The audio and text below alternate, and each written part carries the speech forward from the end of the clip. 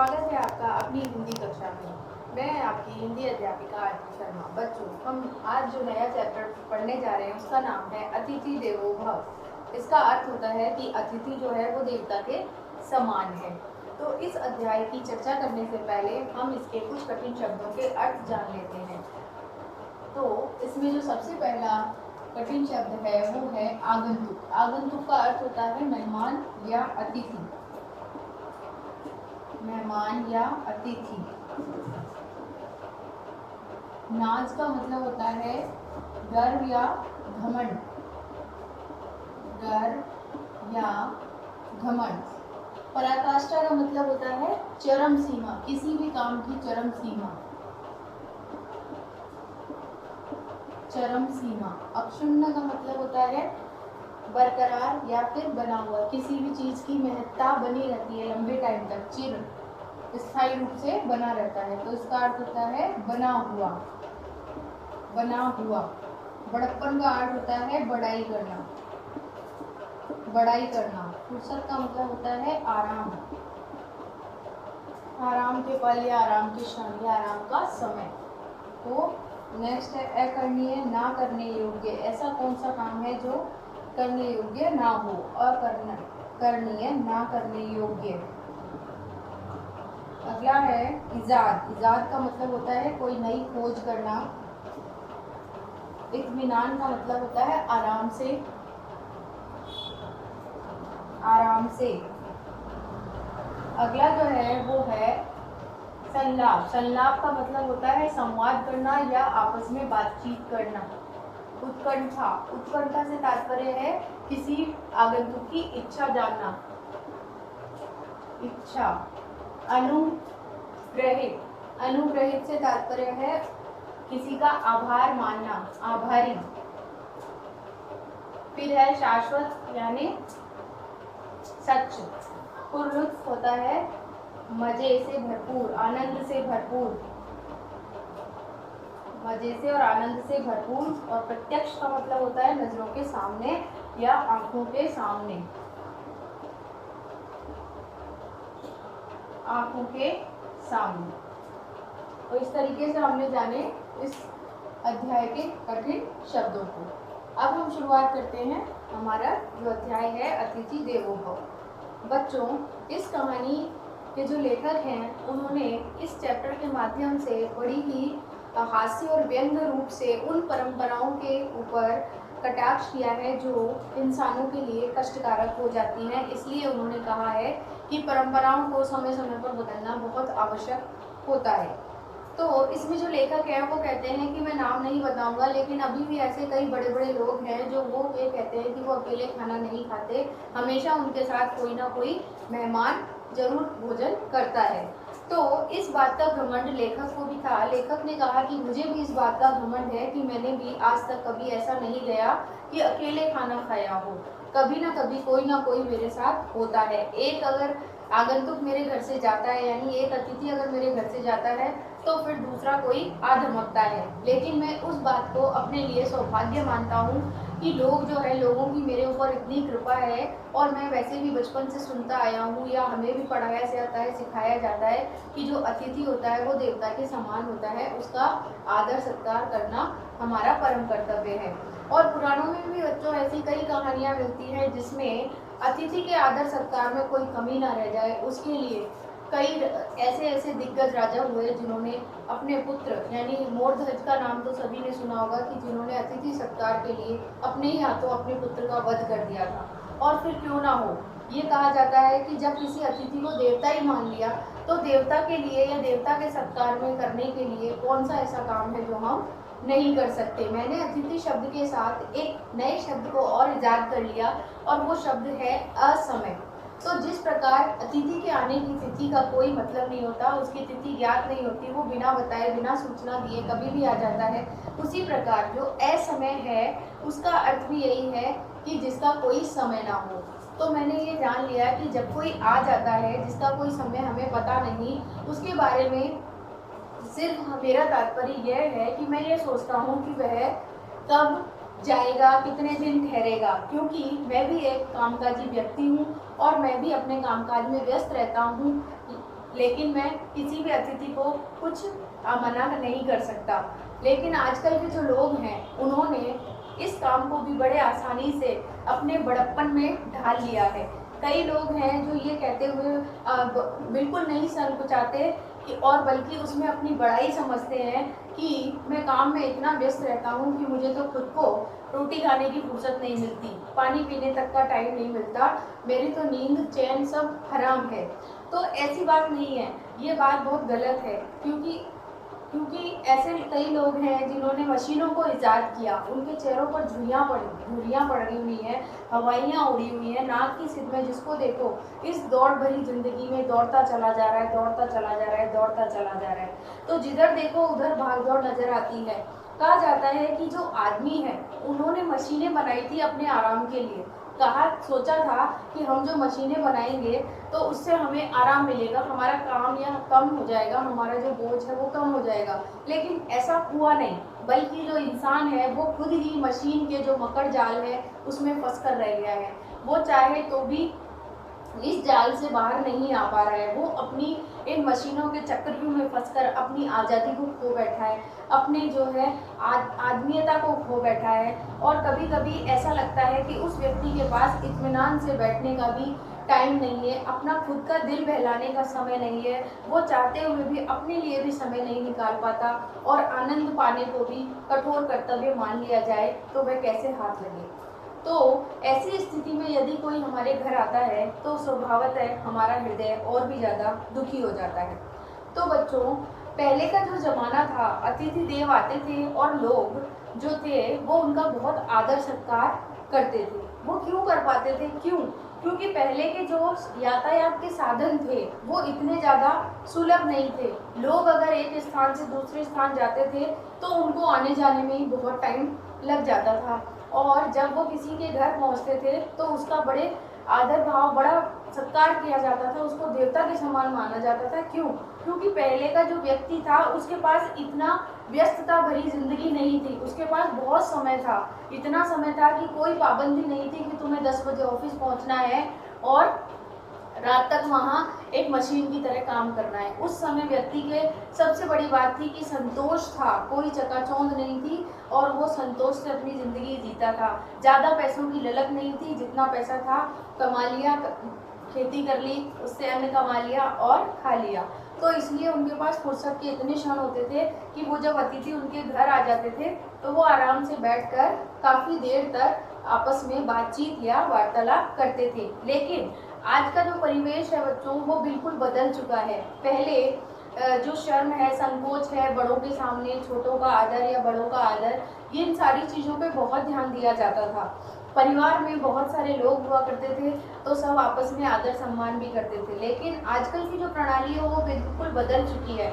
आजकल व्यक्ति क्या करे, वो खुद परेशान है, वो चाहते हुए भी बड़े घर में नहीं रह सकता क्योंकि महंगाई इतनी चरम सीमा को छू रही है कि अब एक फ्लैट के घर में भी बड़े, बूढ़े और बच्चे तीनों एक साथ रहते हैं। उन्होंने शर्म और शंका और संकोच सब कुछ त्याग दिया है, सबको एक साथ रहना पड़ता है। ये ऐसा नहीं है कि उनके ऊपर कोई पाबंदी है, लेकिन नहीं, उसके अलावा उनके पास कोई और दूसरा चारा भी नहीं है, क्योंकि वो करें तो क्या करें। आजकल मजबूरी हो गई है कि वो एक ही फ्लैट में पूरा परिवार बिना लाज संकोच छोड़कर साथ में रहता है। आज तो स्वयं खाने के लाले पड़े हुए हैं। महंगाई इतनी हो गई है कि अगर देवता कोई आ जाए, अतिथि आ जाए और उसको देवता मान लिया जाए तो व्यक्ति जो है वो ये सोच में पड़ जाता है कि उन्हें काहे का भोग लगाएं। जब अपने सोने के लिए ही जगह पर्याप्त नहीं है तो अतिथि के लिए कहाँ बिस्तर लगाएं। अपने प्रियजनों के बीच में बैठकर 5-10 मिनट बात करने का किसी को जब टाइम नहीं है तो अतिथि के लिए समय कहाँ से लाएं। तो इस तरीके से बच्चों सॉरी, हम जो 1 घंटा कहाँ से निकालेंगे? अगर कोई अतिथि हमारे घर आ गया तो हम उसके साथ बातचीत करने के लिए 1 घंटा कहाँ से निकालेंगे? लेकिन फिर भी हम भारतीय हैं और हमारे संस्कार ये कहते हैं कि चाहे कुछ भी हो जाए, लेकिन अगर कोई अतिथि हमारे घर आया है तो उसका स्वागत सत्कार तो हमें करना ही पड़ेगा, चाहे वो आखिर जाए भी तो कहाँ जाए। आपसे बढ़कर उनका कोई आत्मीय भी नहीं है। तो लेखक अपना एक किस्सा इसमें सुना रहा है कि अभी हाल ही में मेरे यहाँ एक अतिथि देव पधारे। तो ऐसा नहीं है कि वो मतलब पहली बार मेरे यहाँ आए थे, ऐसा कुछ नहीं है। वो बहुत दिन हो गए थे, वो मुझसे मिलना चाहते थे। उन्होंने मुझसे कहा था कि मेरा तुमसे मिलने का बहुत मन कर रहा है और मुझे कुछ तो काम भी है। तो काम तो एक बहाना था, बस उनको मेरे घर आना था। तो वो जो अतिथि थे वो जैसे भी हों, उन्होंने मुझे याद किया। इसी के लिए मैं उनका आभार प्रकट करता हूँ कि उन्होंने कम से कम मुझे इसी बहाने याद तो किया। अब जब वो अपनी सारी चीज़ों से टाइम निकाल कर जब वो मेरे पास आए, तो मैं आपको क्या बताऊँ, मेरे यहाँ अतिथियों का जो आना जाना लगा रहता है वो महाभारत से कम नहीं है। यानी आप जितने जो उसमें महाभारत में जितने थे, यानी कि जैसे दुर्योधन के 100 भाई थे, युधिष्ठिर 5 भाई थे, तो अगर घर ही घर के मेंबर गिनो तो वो 100, 150, 200 आदमियों का परिवार था। उसी तरीके से जो मेरा घर है, मेरा घर भी मुझे महाभारत के घर जैसा कम नहीं लगता। क्यों? क्योंकि मेरे यहाँ जो अतिथि है उनका आना जाना लगा ही रहता है। और एक अतिथि तो मेरे ऐसे हैं कि मैं उनको अगर मेरा नियमित अतिथि बोल दूं तो उसमें भी कोई अतिशयोक्ति नहीं होगी, क्योंकि वो मेरे यहाँ आते जाते ही रहते हैं और मैं उनको सोच कर भी मना नहीं कर पाता। अब वो आते हैं तो मुझे बहुत अच्छा लगता है, लेकिन उनकी जो इच्छाएं हैं उनको पूरा करने में मुझे बहुत तकलीफ होती है, क्योंकि वो ऐसे महाशय हैं कि उनको दाल में पानी, जरा सी भी एक बूंद पानी की नज़र नहीं आनी चाहिए। अब मैंने उनकी इच्छा के अनुसार अगर वो दाल बना भी दी तो फिर वो महाशय ऐसे हैं कि अब ये सूखी दाल गले से उतरेगी कैसे, इसलिए उनको उस दाल में 2 बड़े बड़े चम्मच भर के घी चाहिए। अब बताइए, इस महंगाई के ज़माने में जहाँ खुद के खाने की रोटी पे लगाने को 1 चम्मच घी नहीं है, तो मैं उस अतिथि को 2 चम्मच घी उस दाल में डालकर कैसे खिलाऊं? जबकि मेरे घर में तो घी का चलन भी वर्षों से बंद कर दिया है मैंने, ये सोचकर कि आजकल शुद्ध घी मिलता ही कहाँ है। और जो लोग मेरे सामने ये बड़ाई मारते हैं कि हम तो बाजार का देसी घी लाकर खाते हैं, तो मैं उनकी बात पर सिर्फ मुस्कुरा देता हूँ, क्योंकि मुझे पता है कि ये लोग क्या खा रहे हैं। तो अगर मैं ये मान लूँ या फिर मैं आज के युग को देखते हुए अंधा बन जाऊँ, तो वही मेरे लिए ज़्यादा अच्छा होगा, क्योंकि मैं प्रमाण पर विश्वास करता हूँ और किसी की बातों पर विश्वास नहीं करता, मैं प्रत्यक्ष देखता हूँ। तो मेरे लिए ये सब एक दार्शनिक चर्चा के लिए ही उपयोगी है कि कोई व्यक्ति ये कहता है कि वो आज के ज़माने में भी शुद्ध घी खाता है। पत्नी बीमार थी तो नौकर 1 हफ्ते की छुट्टी लेकर अगर बाहर चला जाए, उसको 3 महीने हो गए थे, जब तक वह नहीं आता तब तक स्वयं सेवक, यानी जो लेखक है वो कह रहे हैं कि उनको अपना काम स्वयं ही करना पड़ेगा। महीने का जब अंतिम सप्ताह है, ऐसे शुभ अवसर पर पधारते हैं अतिथि देव, तो क्या तो मैं खाऊं, क्या उनको खिलाऊं, क्योंकि महीने का जो आखिरी हफ्ता होता है बच्चों, वो आज की कंडीशन ये है कि हर व्यक्ति वो जो आखिरी के जो 5 दिन या 7 दिन होते हैं महीने के, वो बड़ी मुश्किल से निकाल पाता है। तो वो ये सोचता है कि अगर महीने के उन आखिरी दिनों में कोई अतिथि आ गया तो मैं उसको क्या खिलाऊंगा, क्या उसका सत्कार करूंगा, और ये कैसे संभव है। लेकिन जो कुछ भी मैंने इस चैप्टर के माध्यम से कहा, आप बीती सुनाई, उसमें मैंने ये कहा कि आज जो मैंने कुछ भी कहा है वो सब कुछ मुझ पर ही लागू नहीं है, बल्कि आज की सारी जनरेशन पर लागू होता है। आजकल ऐसा नहीं है कि कोई व्यक्ति नहीं चाहता कि उसके घर कोई ना आए, हर व्यक्ति चाहता है कि उसके घर अतिथि आए, उनका समय अच्छा बीते, आपस में बातचीत करें, एक दूसरे की जाने, एक दूसरे की कहें। लेकिन आजकल की व्यस्तता भरी ज़िंदगी में किसी के पास इतना टाइम नहीं है कि जब वो एक जो व्यक्ति है वो जो ज़िंदगी की दौड़ भाग में लगा हुआ है, उसके पास इतना भी टाइम नहीं है कि वो अपने बच्चों के साथ बैठ के 10 मिनट का टाइम बिता सके, तो वो आने वाले अतिथि के साथ कैसे अपना 1 घंटा निकाल पाएगा। लेकिन मैं इन चीज़ों को सोचकर कभी कभी दुखी हो जाता हूँ और अपने ऊपर ही शंका करने लगता हूँ कि जैसे हम किसी और के आने पर उस अतिथि को बोझ समझ रहे हैं, तो क्या मैं भी तो किसी का अतिथि बनना चाहता हूँ, मैं भी तो किसी के घर जाना चाहता हूँ, मैं भी तो कुछ पल खुशी से बिताना चाहता हूँ। पर ऐसा सोचकर ही मन में ये आता है कि जब मैं किसी को अपने घर अतिथि बुलाकर उसका आदर सत्कार नहीं कर पा रहा हूँ, तो मैं कैसे किसी और के घर जाकर और उनका ये चाहता हूँ कि मुझे कोई समय दे या मेरे साथ बैठकर कोई बातचीत करे। तो बच्चों, इस चैप्टर के माध्यम से जो लेखक हैं आचार्य देवेंद्र नाथ शर्मा, उन्होंने ये समझाने की कोशिश की है कि वर्तमान परिस्थिति को समझना चाहिए। पुरानी परिस्थिति और आज की परिस्थिति में बहुत अंतर है। अतिथि का आना वर्तमान समय में हमें कैसा प्रतीत होता था, और इसके बारे में आप अपने अनुभव जो हैं वो अपने माता पिता के साथ शेयर करें, या आप अपने माता पिता से जानें कि पुराना जब समय था, जब व्यक्ति जो है इस अंधाधुंध व्यस्तता की ज़िंदगी को नहीं जीता था। अगर आपको ये चीज़ जाननी है या इसका अनुभव करना है तो आपको ज़रूर किसी गांव में जाना पड़ेगा, और वहाँ गांव के जो जीवन है उसको जी कर देखना पड़ेगा कि गांव में आज भी ऐसी परिस्थिति है कि वहाँ पर अगर कोई मेहमान आता है तो पूरा परिवार उसकी सेवा आहुभूत में लग जाता है। सब चाहते हैं कि वो हमारे यहाँ से प्रसन्न होकर जाए। क्यों? क्योंकि ये धारणा आज से नहीं, वर्षों से चली आ रही है। ऐतिहासिक ऐसी कई घटनाएं हैं जिसमें लोगों ने अतिथि सत्कार में अपना सब कुछ दान कर दिया। तो उनको ये बताना है कि चाहे स्थिति परिस्थिति कितनी भी बदल गई हो, आज की व्यस्तता में भी लोग जो है अपने घर आए हुए का पूरा आदर सम्मान करें। तो लेखक का यही मतलब है कि जो आज की पीढ़ी है, जो आज के बच्चे हैं, उनको ये समझाना पड़ेगा कि चाहे तुम जिंदगी में कितने भी व्यस्त रहो, लेकिन इतने व्यस्त मत हो जाओ कि तुम घर के द्वार पर आए हुए किसी का निरादर करो, क्योंकि अतिथि वास्तव में ईश्वर का ही स्वरूप होते हैं। जब वो आपके घर आए तो आप उनका खूब आदर करो, सत्कार करो, उन्हें सम्मान दो। अगर कहते हैं कि कोई व्यक्ति आपके घर से सम्मान प्राप्त करके खुश होकर जाता है तो आपकी जो सफलता है, आपकी जो तरक्की है, वो दिन दूनी रात चौगुनी करती है, क्योंकि बड़ों के आशीर्वाद के बिना कभी कोई व्यक्ति सफल नहीं बनता। और ये आज की नहीं, पुराणों की बात है कि युधिष्ठिर जैसे धर्मराज व्यक्ति जो थे, उनके 5 भाइयों ने 100 भाइयों वाले कौरवों पर भी विजय प्राप्त कर ली थी। किस लिए? क्योंकि उनके ऊपर उनके बड़े बुजुर्गों का आशीर्वाद था, उनका गुरु का आशीर्वाद था। तो धर्म के रास्ते पर चलते हुए उन्होंने विजय हासिल की थी।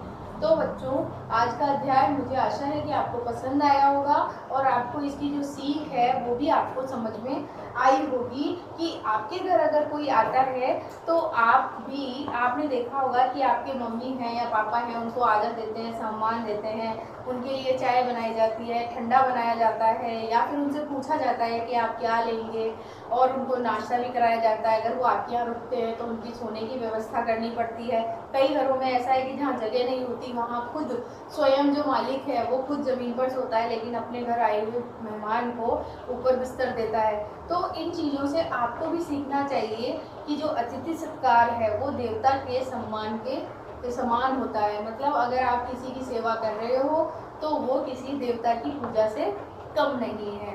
तो इस प्रकार से लेखक ने पुरानी पीढ़ियों और आज की पीढ़ियों के बीच में अंतर को स्पष्ट किया है कि व्यक्ति वही है, सोच वही है, करना वही चाहते हैं, लेकिन वो इस भागदौड़ की जिंदगी में महंगाई के कारण उतना सब कुछ नहीं कर पाते जितना कि वो पहले कर पाते थे। पहला जो व्यक्ति था वो इस चकाचौंध से बहुत दूर था, शांत वातावरण में रहता था और संतुष्ट जीवन जीता था। लेकिन आज का जो व्यक्ति है उसको सब कुछ चाहिए, अपनी ज़िंदगी में सब कुछ चाहिए, और वो सब कुछ पाने के लिए भागता चला जा रहा है, भागता चला जा रहा है, भागता चला जा रहा है। और इस भाग दौड़ की ज़िंदगी में उसे पता ही नहीं चलता कि उसका जीवन कब कितना छोटा होता गया, छोटा होता गया, छोटा होता गया। उसको इतना भी समय नहीं मिला। जब वो वृद्धावस्था में पहुंच जाता है तो फिर वो सोचता है कि मैंने अपनी ज़िंदगी में क्या जिया।